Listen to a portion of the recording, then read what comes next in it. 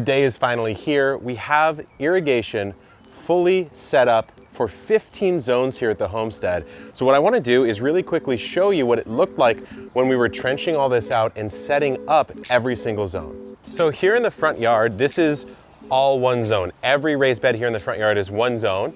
And we've done a couple different irrigation preparations, which we will do an absolute full nitty-gritty guide on.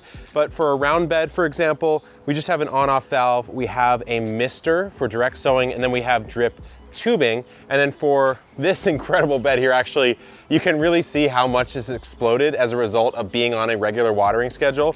But this one is just drip tape. And I think we've done this before. Just a quick note on watering schedule. So what I was doing is I was doing every single day, 5 a.m. and 1 p.m. for 10 minutes.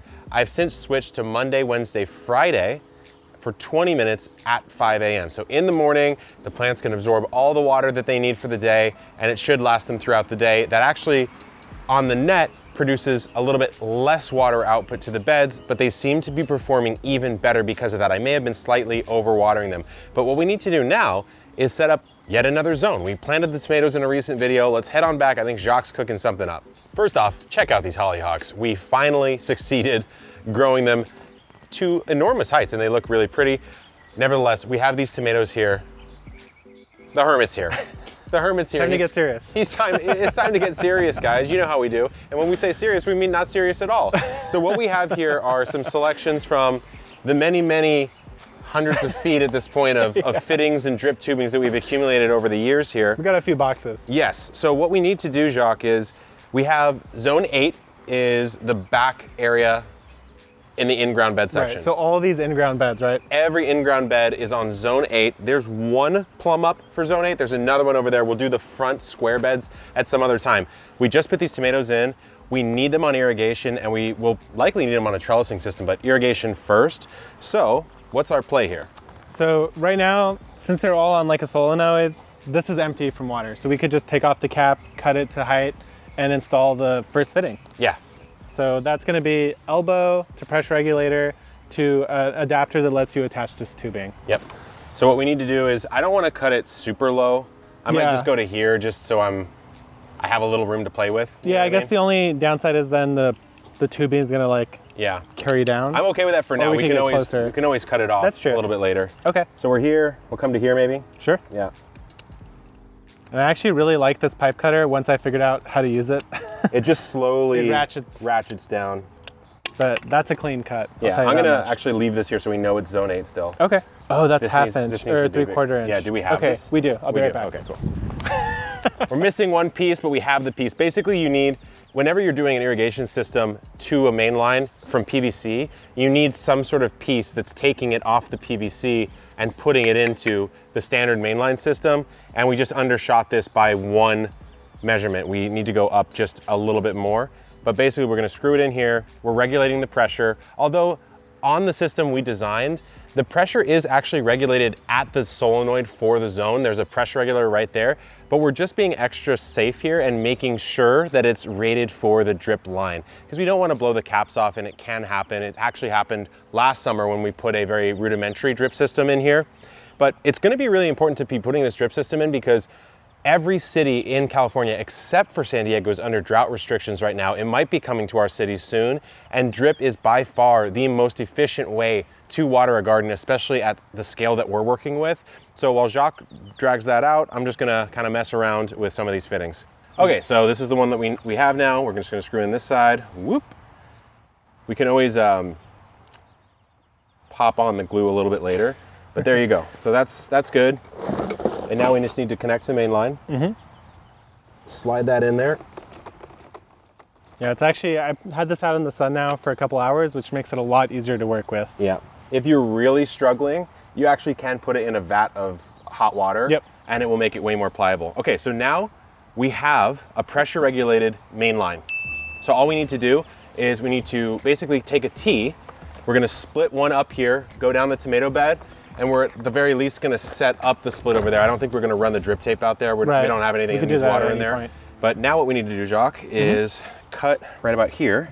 Yeah, so do you want it to angle and then like elbow it, or do you want to just kind of bend it like that? I think for now we'll bend it. We can always redo it a little bit later if we need to. Perfect.